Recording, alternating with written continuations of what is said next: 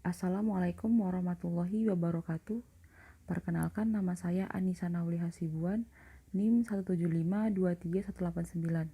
Di sini saya akan menjelaskan sedikit tentang bagaimana proses streaming suatu produk.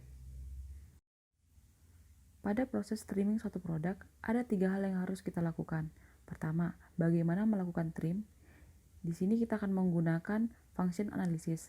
Kedua, pilih trimming rules yang akan digunakan.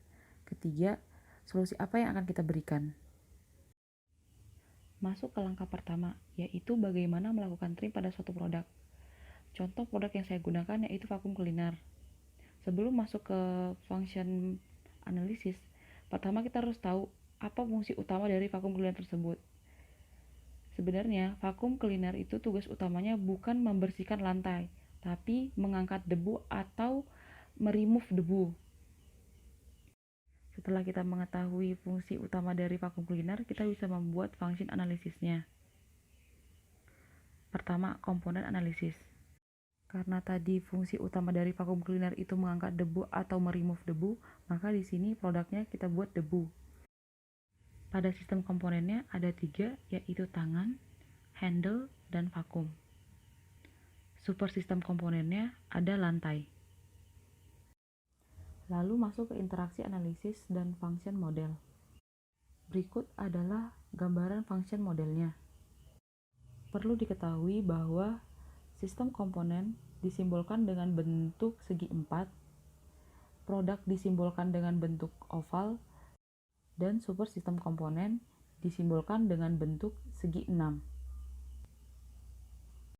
Dari sini kita bisa lihat tangan memegang handle, handle memegang vakum, vakum meremove atau memindahkan debu, dan lantai di sini sangat mempengaruhi debu. Karena jika lantai tersebut licin ataupun basah, maka akan mempersulit terangkatnya debu dari lantai. Pada gambar ini juga kita ketahui bahwa interaksi antara tangan dan handle itu kurang optimal, karena jika tangan kurang kuat memegang handle, maka handle tersebut akan jatuh. Lalu, interaksi antara handle dan vakum juga kurang optimal, karena jika handle kurang kuat memegang vakum, maka vakum tersebut tidak akan bisa berjalan dan bergerak.